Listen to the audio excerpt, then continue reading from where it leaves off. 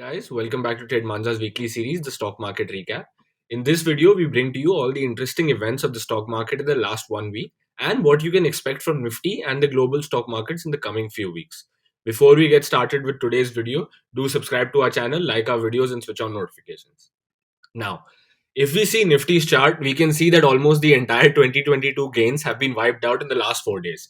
If you saw our last week's market recap, we said this was coming. While our market was going up every day, the US stock market was facing a sharp correction. And in last week's video, I even mentioned how our market is acting contrarian and it could correct anytime soon. Well, we have seen that correction, and this correction is happening also because the US stock markets have corrected even further. The tech indexes such as Nasdaq are down 14% for the year when it's not even been a month. If we move to a time frame with some moving averages, we can see that for now Nifty has survived by taking some support at the 50-day moving average. However, Nifty is starting to look extremely weak, and if the US stock markets keep correcting even further, we could see that correction in our markets too. If we look at the current levels, we can see that there is some support at 17,500. And if the support of 17,500 is broken, the next support would be 17,250. And if the support of 17,250 is broken, well, then we're probably going to see Nifty back at 16,000 levels, and who knows, maybe even 15,000 levels. If we switch to a time frame with some moving averages, what we can see is that 17,900 was a support level which lasted for a while, but it was then easily broken by Nifty. And now it has broken the next support, which was 17,700 as well. And as we discuss in our educational videos, after breaking the support of 17,700, it is now using 17,700 as a resistance, which is visible from the very big candle that has happened over here.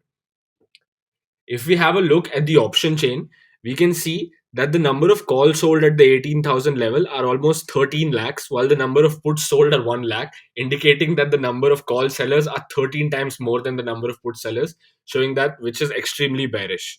If we are to go to some lower levels as well, such as 17,700, even at this level, the number of call sellers are twice the number of put sellers. Even though this is Friday's data and people have not started building their positions yet because it's just been one day, it's clearly visible that the big option sellers in the market are bearish for the coming few weeks. If we look at levels like 17,500 and 17,600, they look like they could act as possible supports, but only Monday and Tuesday, where people build further positions, will tell us that. Moving on to some important stock news for the week, as lots of stocks are now going to be releasing their results. Paint maker Asian Paints on Thursday said that its consolidated net profit tanked 18% year on year to 1,000 crore compared with the 1,240 crore in the corresponding last quarter. This is even though the company reported a 26% year over year increase in revenue. Why is this profit margin so low? Well, this is because of inflation.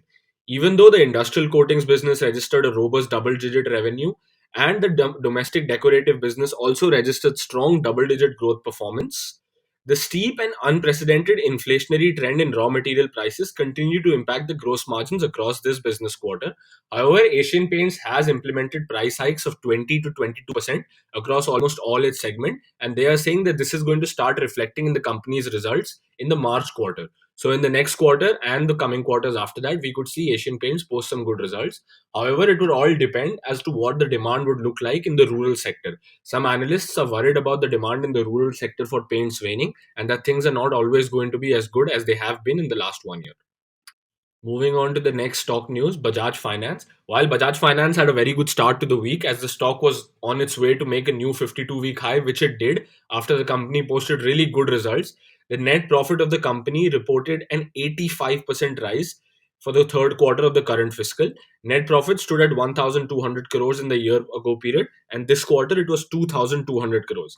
On a standalone basis, the company posted net profit at 1,900 crore as against 1049 crore in the third quarter, registering a growth of 8043 crores. Now, what happened was that on Thursday and Friday, we saw a very sharp correction, which saw Bajaj Finance also correcting 5 to 6%, even though the company has posted such good results.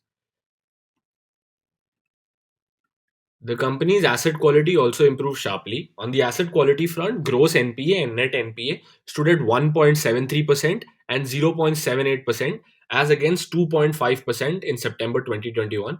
This is a really steep increase, and this means that there are good days for the company ahead. In some auto sector news, Hero MotoCorp, the largest two-wheeler manufacturer in the world, has announced investing in the Bangalore-based electronic vehicle startup Ather Energy as part of the Be the Future of Mobility strategy, which was implemented by Hero a few years ago. They have approved a fresh sum of up to 420 crore rupees into Ather, which is one of the electric two-wheeler makers in the company.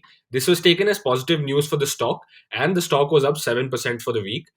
Even now, before this 420 crore investment, even in 2020, Hero invested 84 crore to raise its stake in Ather Energy, and it has poured in a hefty sum of money for the fifth time into Ather. And both the companies are exploring collaboration in various fields, including the charging infrastructure and the electronic vehicle technology. Moving on to some global news. While the rest of the world is worried about inflation and moving to increase interest rates, China's central bank has cut key lending rates, including one for the first time in nearly 2 years. The central bank cut the 1 year prime loan rate by 10 basis points from 3.8% to 3.7%. The 5 year loan prime rate was reduced by 5 basis points from 4.65% to 4.6%, the first cut since April 2020. The president of the country has warned that a very sudden increase in interest rates could derail the global economy from the recovery in which it is going since coronavirus, and China does not want that, which is why it is now cutting interest rates as the rest of the world scampers to increase their interest rates. Now let's focus on the US stock markets. As we said in the earlier part of the video, US stock markets have been having a very bad start to the year, with tech indices such as Nasdaq down 13% for the year, and even the Dow, which is usually full of value stocks and industrials, still being down 6 to 7% for the year. And now the bearish part is that the stock market is signaling more downside ahead as all major indexes break their closely watched 200-day moving average. All major stock market indices traded below their 200-day moving averages on Friday as volatility stored. A decisive drop below the widely followed technical indicators suggests more weakness ahead. So, guys, that's it for this week's market recap. Stay tuned to our channel and switch on notifications for our video because we're going to be bringing you interesting content like this every week.